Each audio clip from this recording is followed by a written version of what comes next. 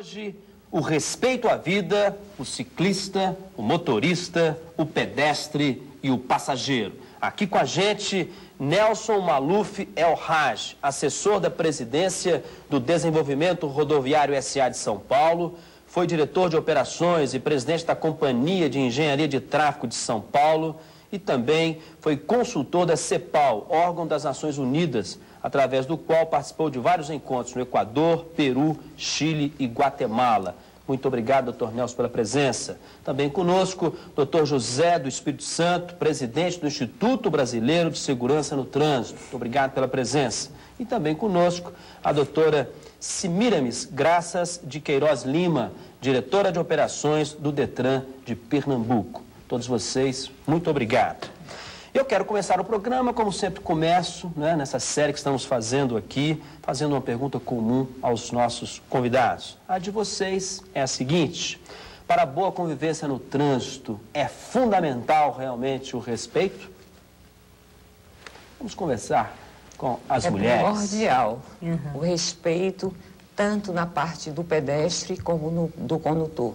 É importante que todos tenham um objetivo, que é a paz no trânsito e o projeto Vida no Trânsito, para que isso aconteça com harmonia. Doutor Espírito Santo? Eu entendo que o trânsito se revela um excelente laboratório para a gente analisar o nível da convivência social. E, evidentemente, que ali onde se manifestam as indagações do dia a dia, os questionamentos, o comportamento das pessoas, a aplicação da lei, a questão da cultura existente no país. Então, ele se revela um excelente estudo, ramo de estudo, para a gente verificar o nível de respeito e da boa convivência e harmonia da sociedade.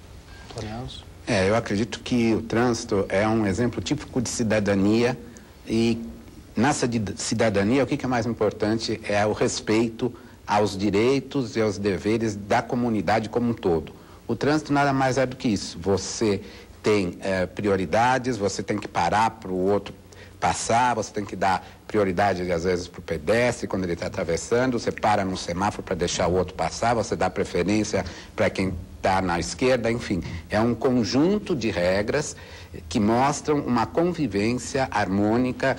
E nisso é fundamental que você tenha respeito à vida de todos que estão se locomovendo dentro das cidades ou através das estradas. Mas como é que os senhores avaliam, então, essa relação? Quer dizer, há necessidade do respeito, evidente, mas como é que os senhores avaliam as relações hoje entre motoristas, pedestres, ciclistas, motociclistas? Como é que vocês veem? Como é que está? Quer dizer, até depois do novo código, né?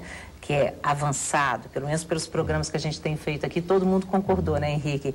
É super avançado tudo. Há muito o que fazer ainda, mas temos uma lei muito boa. É uma lei muito boa, já há aspectos positivos também, né? Mas como estão essas relações?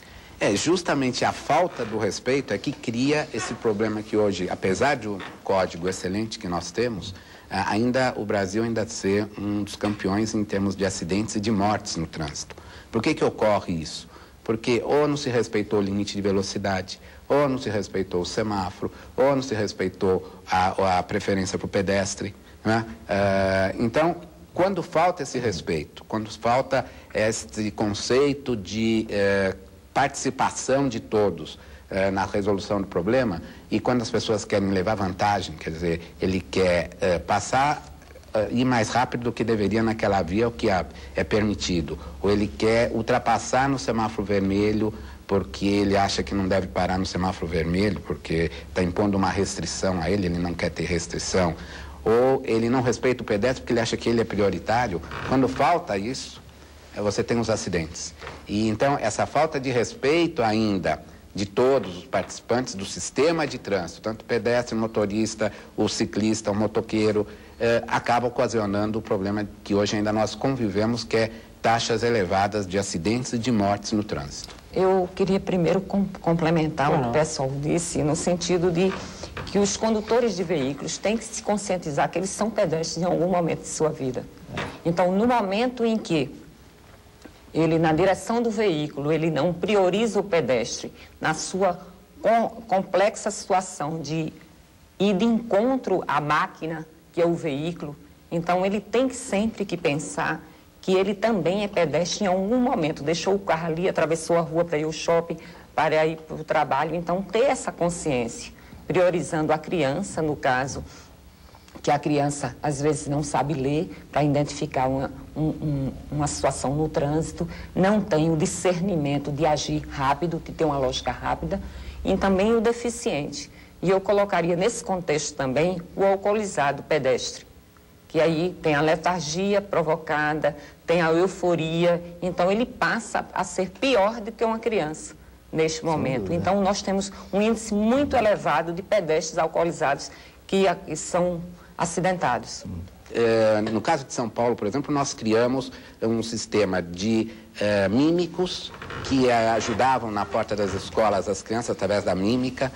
Fizemos também um grupo de repentistas, como nós temos lá, São Paulo tem todo o país que mora lá, né? Tem um pessoal do Nordeste, do Sul, mesmo gente de fora, de outros países. Então, nós criamos um grupo de repentistas, típico do Nordeste, para ter essa comunicação mais fácil com a população. Eu acho que um grande desafio, a gente se fala muito em educação, já foi falado aqui em educação, mas nós precisamos também pensar numa educação que não é aquela educação da sala de aula, de pôr na sala e ficar dando aquelas regras, porque o trânsito é uma coisa meio...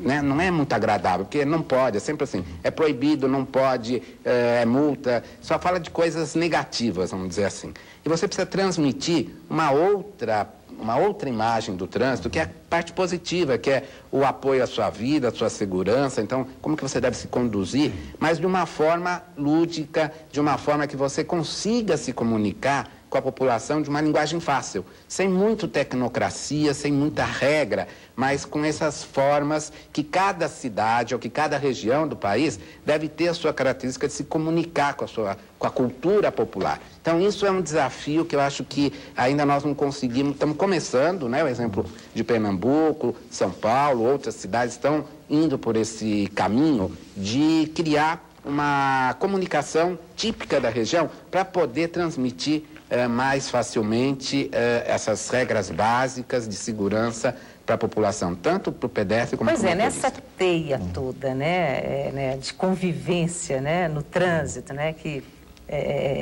engloba toda a comunidade, todos os cidadãos. O pedestre, ele é o mais frágil?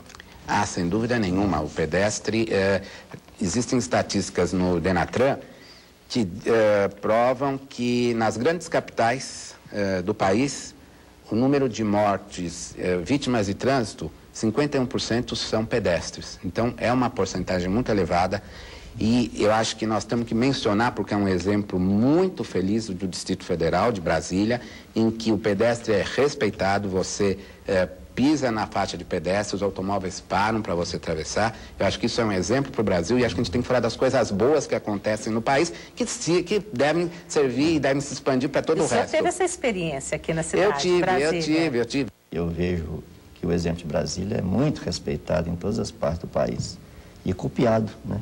Pernambuco mesmo está copiando. Iniciamos ouvindo, né, as experiências de Brasília. Exato, mas aqui em Brasília é de se registrar que esse movimento é um movimento da sociedade brasiliense e amparado por uma campanha muito forte da mídia que ajudou muito. Esse envolvimento também. Porque a mídia é fundamental. Isso que está sendo feito aqui agora é fundamental. Você reunir técnicos, pessoas, cidadãos e pessoas entendidas no assunto para poder discutir e mostrar aos cidadãos o que acontece, né?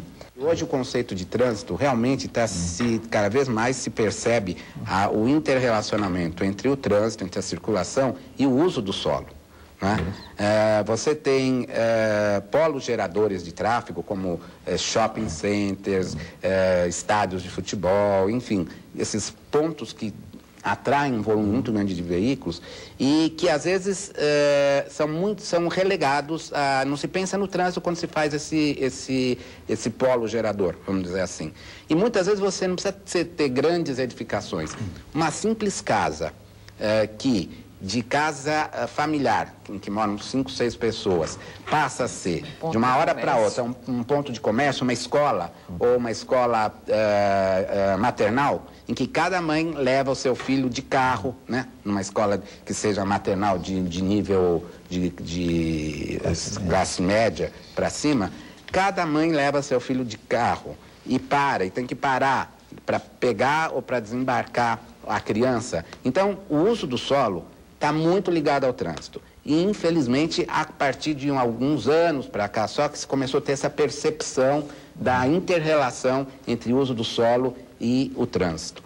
Agora, o que eu colocaria é o seguinte: independente do código, existem os planos diretores das cidades que são obrigadas a ter essas regras para todo tipo de edificação, como fazer. O problema é que você verifica, não chega até o ponto de comércio, chegou até uma crítica, como o Detran de Pernambuco, a capital ainda não municipalizou, o Detran também é autoridade de trânsito para o município de Recife, ele criticando porque não tinha estacionamento no comérciozinho dele e dizendo que o Estado só estava priorizando os shoppings.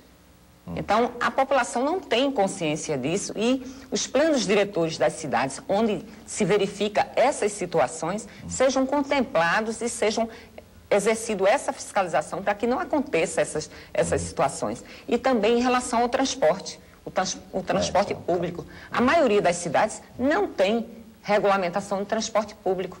Então, é quantidade excessiva, é a corrida para ganhar o passageiro, porque se você tem a demanda para 10 veículos, você bota 20, então vai acontecer o caos, cada um querendo tomar a frente para ganhar o passageiro e se manter. O pedestre poderia ser punido? Olha, o código prevê essa punição, é como aplicá-la. Porque a gente tem que dar o direito de defesa ao cidadão. Então, eu sempre digo assim que a gente não está preocupado em multar o pedestre, a gente está preocupado em educar. E a escola, e a focos onde tem ciclista, onde Mas tem... a senhora admite que às vezes tem que doer no bolso? Eu gostaria de dar um palpite nisso aí. Não. Que é o seguinte, É polêmico, é muito polêmico. É polêmico e as pessoas geralmente fazem essa pergunta. E sempre que fazem essa pergunta, eu costumo dar a seguinte resposta. Olha, você para tirar uma carteira de habilitação, você tem que ter aula na autoescola, depois fazer um exame, depois você está habilitado, né? Bom, o pedestre, o que se faz para o pedestre? Alguém dá alguma aula para ele? Alguém dá algum ensinamento? Ninguém faz nada para o pedestre. Por que você vai cobrar dele se você não ensinou ou não deu os fundamentos básicos de como ele deve atravessar? Ninguém, no caso do motorista, sim, porque você foi na escola, fez um exame, então você tem a obrigação de conhecer. A base do pedestre seria, Nelson, a familiar, né? A familiar. Mas, na escola também. Na escola que teria. Não, deixa só acabar. Não, deixa eu acabar. Primeiro, as vias do carro para o veículo são pavimentadas. Quando tem buraco na via, todo mundo reclama. As cidades vão lá, as prefeituras vão lá, tapam o buraco, resolvem. As calçadas hoje as calçadas nas grandes cidades, você não tem calçadas. Às vezes, quando você tem, elas estão totalmente danificadas. Você tem, nas calçadas, você tem banca de jornal, você tem orelhão, você tem poste, você tem... Bom, tem mato, buraco, né? O porta-lixo. Tem lugares que o pedestre não tem onde andar, né? Ninguém cuida do pedestre. Agora, você vai querer multar o pedestre?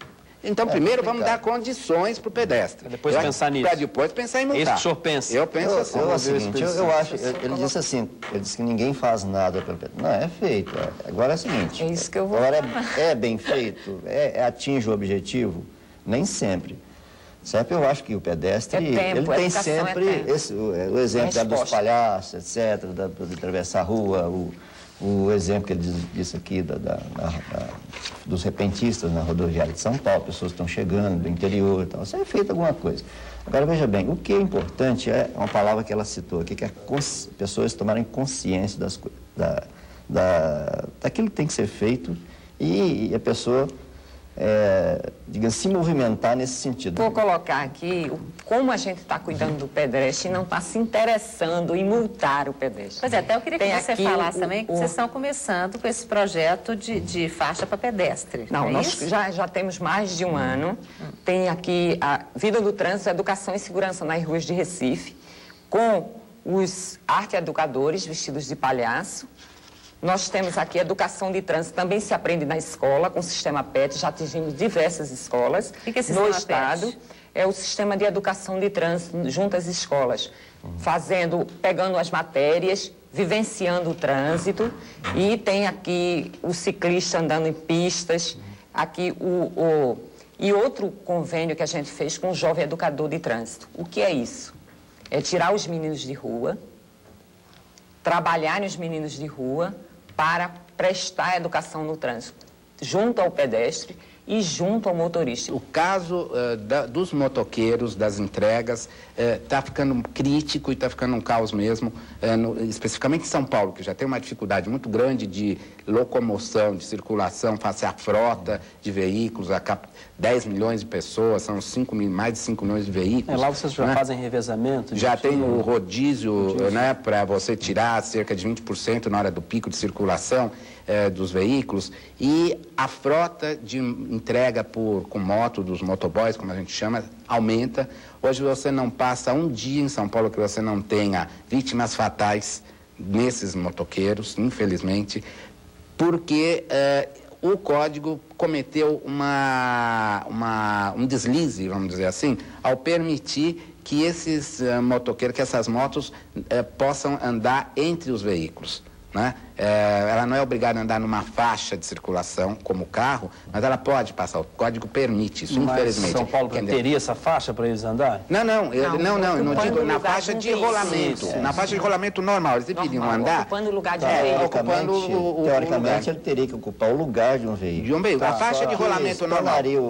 A fluidez? Sim, mas não, se ele andasse na faixa, impediria que ele ficasse fazendo este movimento de zigue-zague, passando no meio dos carros. Que, aliás, os motoristas reclamam muito. Sim, porque é isso que causa o acidente. Mas isso é uma cidade como São Paulo, quer dizer, por que ele faz isso também? Não estou aqui defendendo, não, mas eu estou aqui advogado do diabo aqui. Não, mas é um serviço útil. Ele tem que entregar, ele tem que fazer entrega, mas sabe, não recebe.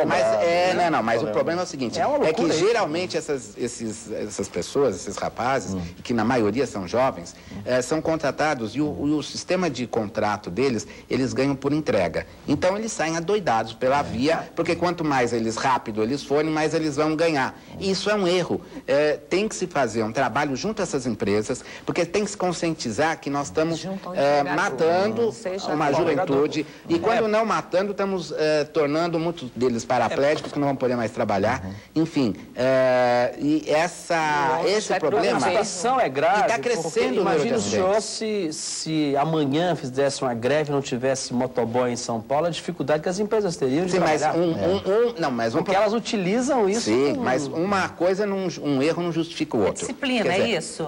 Isso. Precisa ser disciplinado e precisa ser conscientizado esses rapazes do perigo que é eles pilotarem desse jeito. Eles podem continuar com o trabalho, é um trabalho útil, interessante, mas que eles precisam ter um cuidado com a própria vida. Mototáxi, eu sou totalmente contra. Eu acho que é impressionante. Como é que você dá impossível. Condições de conforto, higiene E segurança, né? Totalmente esdrúxulo, eu sou totalmente contra, eu acho que isso devia ser proibido no país. Não é possível você querer fazer um táxi de uma moto. Como é que se nós obrigamos no veículo, você usar um cinto de segurança... O artigo 107 diz apenas isso. O poder concedente é o município.